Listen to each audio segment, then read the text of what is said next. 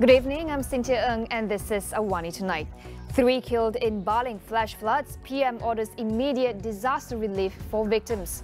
And PKR's Rafizi urges rival to accept election defeat. That's coming up.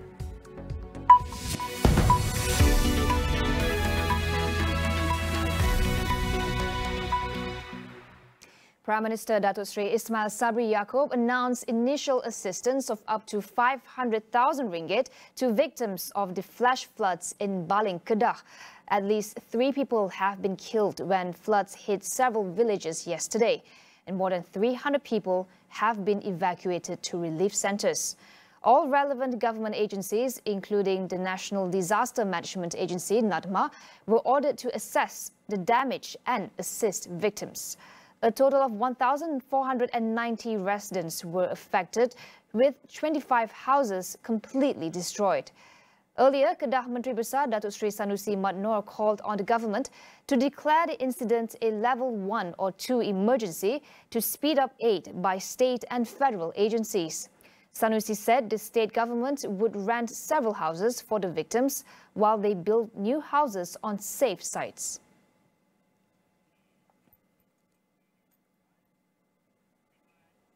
Energy and Natural Resources Minister Datuk Seri Taqiyuddin Hassan said there is no active logging in the Gunung Irau Forest Reserve near the devastating floods in Baling.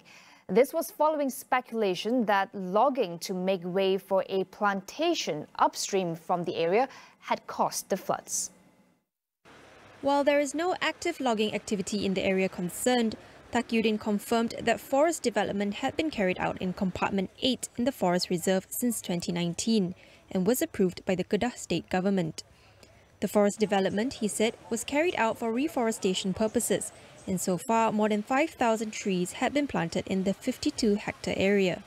He added that investigations by the Forestry Department confirmed that the trees that were washed away are not from logging activities, as they were swept away along with their roots.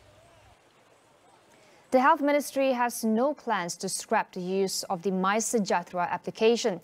Instead, Deputy Health Minister Dr. Nur Azmi Ghazali says the ministry is now working towards expanding its functions as a general public health app. MYSEJAHTERA will be used as a medium to store user health information. Nur Azmi adds that possible features will include personal health screenings and the storing of personal medical history. The app is also being developed so parents can store their children's immunization records with digital certifications received for every vaccination.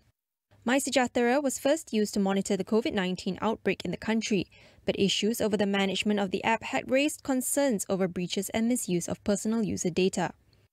The usage of the app has also declined sharply, with MYSEJAHTERA check-ins no longer mandatory when entering premises. PKR Deputy President-elect Rafizi told his rivals within the party to accept defeat and move on from the internal election results. Instead, he urged party members to gear up for the upcoming 15th general election. Rafizi was declared winner of the PKR Deputy President's race yesterday, beating rival Datuk Seri Saifuddin Nasution Ismail by over 16,600 votes. According to a report by Malaysia Kini, Rafizi said his rivals, mostly close to President Datuk Seri Anwar Ibrahim, had hoped that the audit would overturn the results. However, Rafizi said he was confident that if there was another election today, he would still claim victory. Rafizi's confidence is based on a survey carried out by his analytics firm Invoke before the party polls. The survey results show 85% of 405 respondents favoured the former Pandan MP as party deputy president, compared to 13% for Saifuddin Nasution and 2% for Farhash Wafa Salvador Rizal Mubarak. 8 firms have been fined a total of 1.55 million ringgit after being found guilty for rigging the bids on 4 government procurements. Malaysia Competition Commission MYCC CEO Iskandar Ismail said this marked the first ever final judgment for MYCC for collusion by bid cartels.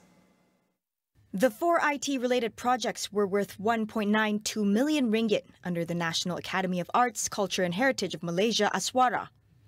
Besides hefty fines, the companies concerned could be blacklisted and prevented from taking part in or accepting procurement offers from government agencies for up to 5 years. Currently, MYCC is investigating some 500 companies suspected of being involved in rigging the bidding process of 20 contracts worth 2 billion ringgit across all sectors. How can we cushion the impacts of high inflation and rising cost of living? Jason Wong from FSM1 Malaysia suggests a review on finances from time to time. He also shares how to invest wisely. Other than cutting expenditure, a more practical method is to increase your income. One of the ways you can increase your income is to invest so that your money works harder. At this juncture, if your money is kept in the savings account or fixed deposit, that money is depreciating by the day as inflation reduces the purchasing power of that money. As deposit rates are lower than the inflation rate, you are actually earning negative real returns after taking inflation into account. Jason also recommends looking out for promising investment opportunities. For conservative investors, you can invest in bond funds, which are diversified portfolios consisting of many bonds. Most bond funds in Malaysia have a long track record of producing consistent returns and are relatively safe as the bonds are issued by Malaysian government or reputable investment-grade companies. Fortunately, bond yields have risen back to pre-pandemic levels, which means bond funds now give substantial yield pickup compared to deposit rates. More aggressive investors can consider investing in high-quality dividend stocks with low leverage. Look for companies with strong brands that provide unique value propositions which are hard to be substituted. We'll take a quick break. Stay with us.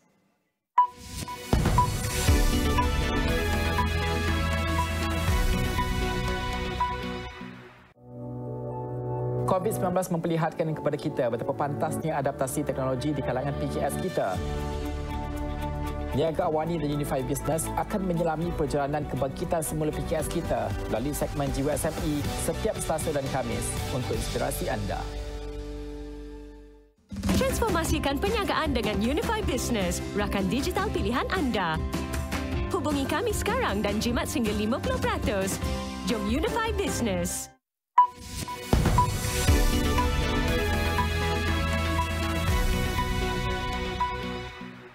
Welcome back. Workplace experts have advocated for hybrid work as the way forward. Now, for that to happen, there must be shifts towards more flexible work models. Is it time for our wages to be linked by our performances instead of time spent at the office? Datuk William Ng of the Small and Medium Enterprises Association shares his thoughts. I think there are two things that need to happen. One is that we need to urgently help the SMEs migrate into performance wage link system, i.e. we should stop paying by the hour. We should no longer say, look, we are tabulating our employees' salary, their wage, and how much they're worth to the company based on how many hours they work, but rather based on the performance or the output. Number two, for that to happen, we also need to look into changing the labor law. Currently, if we rate our labor law, or whatever we have, it's very much still time-based. We are still base our labor law on what happened in the 19th century, 20th century. That absolutely have to change. It should empower employee and employer to move towards a system where wages are paid, working hours are flexible to enable performance to be measured based on output rather than by the hours work. I think that's equally crucial. On to international news. Hong Kong is mulling shortening the quarantine period for foreign travellers. The city's new leader, John Lee, says this would give more leeway to inward-bound travellers while still maintaining measures to prevent the spread of COVID-19. Lee said he had instructed health authorities to look into statistics for shortening mandatory quarantine before the government can consider the options. China is the only major country to implement the zero-COVID strategy. Hong Kong currently imposes a 7-day hotel quarantine on arrival at the traveller's own cost, while passengers boarding flights into the city must undergo strict testing regimes.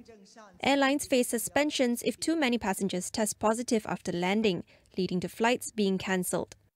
Hong Kong suspended flights from 3 airlines on Monday, bringing the bans this year to 100.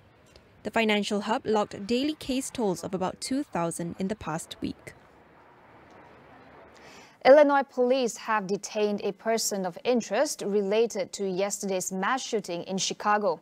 The shooting at an Independence Day parade has killed at least 6 people and wounded 30 others.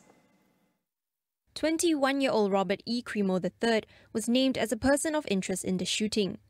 He was taken into police custody about 8 kilometers north of the shooting scene after an hours-long manhunt. The shooting comes just days after Congress passed the most significant gun control reform bill in decades. Less than 2 months ago, a gunman fatally shot 10 shoppers at a grocery store in New York on May 14th. Another gunman killed 19 children and 2 teachers at an elementary school in Texas just 10 days later. Emergency services at the scene of a deadly avalanche in northern Italy recovered what body parts they could, with the dangers of venturing under the partially collapsed glacier slowing the search. Earlier today, rescue efforts continued for an estimated 13 climbers unaccounted for. So far, 7 people were reported to have died from the disaster. 3 people from the Czech Republic were among those missing. Sunday's avalanche took place on the Marmolada, which at more than 10,800 feet is the highest peak in the Dolomites. Italy is in the midst of an early summer heat wave, coupled with the worst drought in northern Italy in 70 years. Experts say there was unusually little snowfall during the winter, exposing the glaciers of the Italian Alps more to the summer heat and melt. Scientists also said climate change was making previously stable glaciers more difficult to predict. Sweden and Finland are a step closer to gaining full NATO membership. 30 NATO allies signed off the accession protocols for the 2 countries today. The protocol will now have to be ratified by parliaments of all NATO allies before the countries become members. However, Turkey's lingering threat could complicate the membership process. Turkey said it will not ratify their membership if Sweden and Finland fail to extradite terror suspects under a MOU reached at an alliance summit in Madrid last week. Finland and Sweden declared their intention to join the military alliance in May, marking a historic step brought on by Russia's war in Ukraine.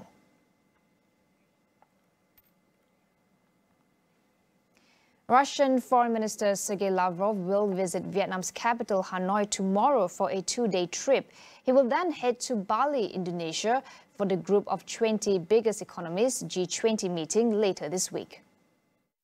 The minister was invited by Vietnam Foreign Minister Bui Thanh Son to mark the 2 nations' 10th anniversary of comprehensive strategic partnership. Russia is Vietnam's biggest arms supplier, while its companies are involved in several major energy projects. Trade between Vietnam and Russia rose 25% last year to $7.1 billion. The 2 nations have had close ties dating back to the Soviet era. As the current chair of G20, Indonesia had announced in April that Russia is invited to the summit. Western leaders, meanwhile, have signaled confirmation to attend the summit hosted by Indonesian President Joko Widodo later this week, despite earlier rumblings of a boycott. For 5 years, 1 million refugees have been living in Bangladesh's Cox's Bazar camps under deteriorating conditions. As the Ukraine crisis deepens, will attention and aid shift away from the Rohingya? On Consider This, we ask our guest about sustaining support from the international community. That is all we have for you on AWANI Tonight. I'm Cynthia Ng. Thank you for watching.